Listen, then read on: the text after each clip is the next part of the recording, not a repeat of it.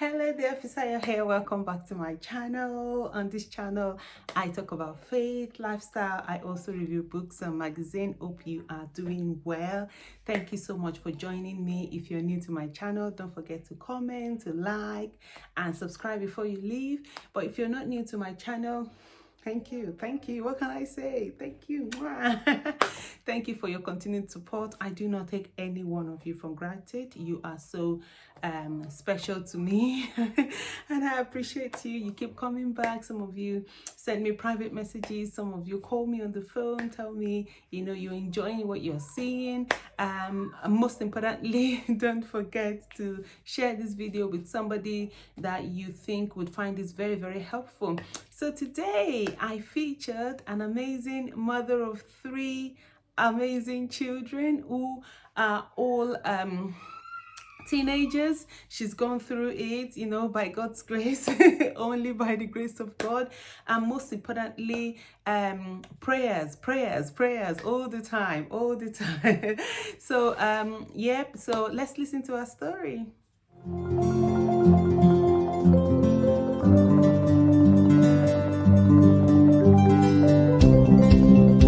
Hi everyone, my name is Tessie Ilumoka. I have 3 teenage children who are a huge blessing. Here to share a few ideas on how I parent my teens. Teens are obviously are those aged between 13 and 19 years. Teenage years are a very important part of a child's life, and because they're transitioning from childhood into adulthood, and there's still a lot of childlike issues they may have, while they're also manifesting adult tendencies. And so it's very important that one takes care in parenting them, and the style of parenting changes with them. For me, I have found the Bible to be a huge resource, a huge help in training my children. The book of Proverbs is very helpful for me. For instance, we have family devotion. Apart from the morning prayer meeting we have time we set aside on a particular day, like Thursday, Wednesday, and then we sit down and read the Bible. And I could just ask everyone to bring a scripture that's blessed them, and I also have my own scripture. And so, for instance, I can just refer them to Proverbs 13. I have that opened here in front of me. Proverbs 13:1. A wise son heareth his father's instruction, but a scorner heareth not rebuke. And so I'll say, okay, we all want to be wise, and so we need to hear our parents' rebuke. And then he that keepeth his mouth keepeth his life. That's Proverbs 13:3. But he that openeth wide his lips shall have destruction. So I might just say, be careful with your words and things like that. There's also passages like a diligent soul shall be made fat, and that slothfulness is not good. And so I can refer to those passages and use them as, training tools for my children.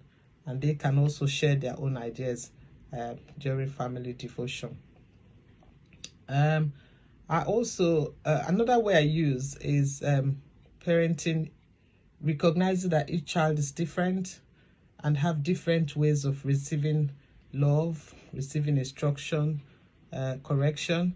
So I try to understand how my child's love language and how it affects their lives. For instance, my older child, I know that he is more receives love with acts of service. So and it's very sensitive for me. It's very sensitive, so I have to be careful in maybe even if I have do acts of service, or maybe I have a correction to give. I try as much as possible to be respectful of him, rather than just screaming it out at him. Try to be sensitive and give correction that way, so that he's able to receive it. I find that if people can see, if my teenage child can see that I'm on his side, that is, his mom means well, and he sees that I pray for him, he sees that he feels loved, I've communicated love properly to him, then he's better able to receive whatever instruction, whatever correction I want to offer to him. And so in relation to my other child, that their love language is receiving gifts, I make sure that I give them gifts that they like. I may not necessarily like it, but I look for what they like and give it to them. And then in terms of correction, I feel like that child also likes routines. They don't just want you to come and just back an instruction. They want you to give them time, to tell them a bit in advance, not just for mundane things like get me a cup or anything. Say, like, if you want them to do the bathroom or something, say to them, oh, you are doing the bathroom, and then they can begin to plan like a few days. Not like I insist right now you have to do the bathroom. No, I say, okay, you're doing the bathroom, and give them a little space of time, maybe like a day or two, or maybe even a bit longer, and then they're able to plan towards it. And then for my other my other child, that is words of affirmation, I make sure that they get a good dose of that, and then also make them know that they're loved, make them know that you're really, whatever correction I'm doing it from a heart that wants to better them. So many times each child, I think, apart from knowing their temperament and how they receive love, is also communicating with them as much as possible that whatever is done is from a heart of love, it's from a heart of wanting to prepare them for the future, and it's for their well-being. So I think a lot of communication is also very important, and the manner in which the communication comes out.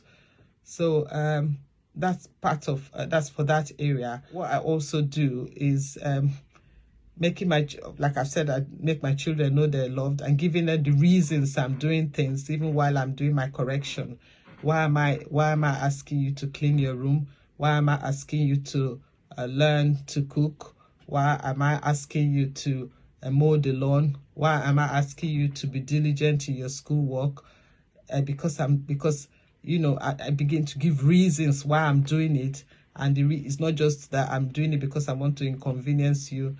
I'm doing it because I really care about you. I'm really thinking of preparing you for the future, and wanting to make you a responsible person. Why am I, those sort of things. Another thing I do, we have family time, meal times, usually like once a week. Because of everybody's schedule, we're not able to like eat together.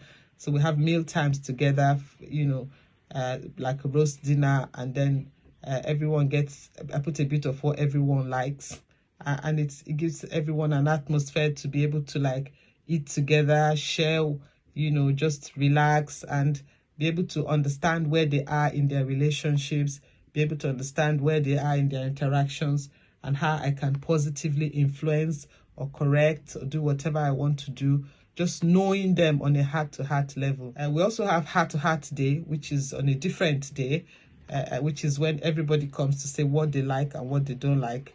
Usually it's like, oh, I don't like this person putting this thing in the bathroom or doing the toilet that way, or I don't like the way this person says that mommy says this thing to me, or daddy said that thing to me.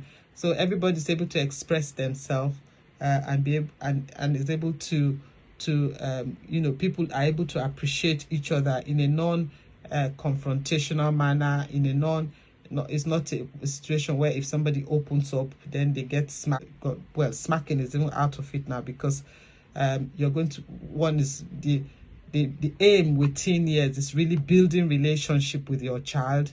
So usually it's more like trying to build a relationship, trying to encourage them to take responsibility for their actions, and knowing that the independence that they crave, they're beginning to get it little by little now.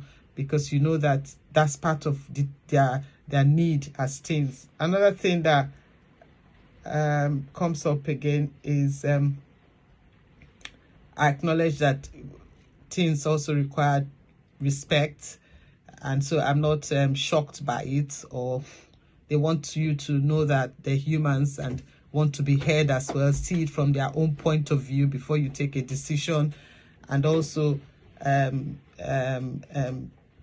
know that they also are people like ourselves. So we don't just, I'm not just rude in talking again. Now I'm more like, trying to talk with them in a manner that is warm, it's relational, and looking for alternative ways, to deal with situations that I don't like, which are not just like you would do with a child anymore. So these are a few tips. I hope you've been able to get one or two things, or I hope I have said a few things that have been helpful. Thank you very much for listening. Hi again. Thank you for listening to that amazing story. I'm sure you've been blessed by it. This channel is all about growing. It's all about encouraging people. It's all about beating ourselves up as mom, patting ourselves on the back. We're doing an amazing job. Don't let anyone look down on you. Remember, children do not come with manuals, so we just have to rely on God's grace to be able to help us, pull us through, and to guide us to, because no child is the same. No child is the same. What works for one child probably won't work for the other. So you just have to constantly rely on God, constantly going back to God to ask you to guide you. But yeah, I'm sure you've picked one or two things from the story. I'm just ever grateful to all these amazing people that have been featuring on my channel. I don't take any one of you for granted. So yeah, that's me done. Whatever you do, make sure you keep going, keep moving, and don't stop till I see you next time.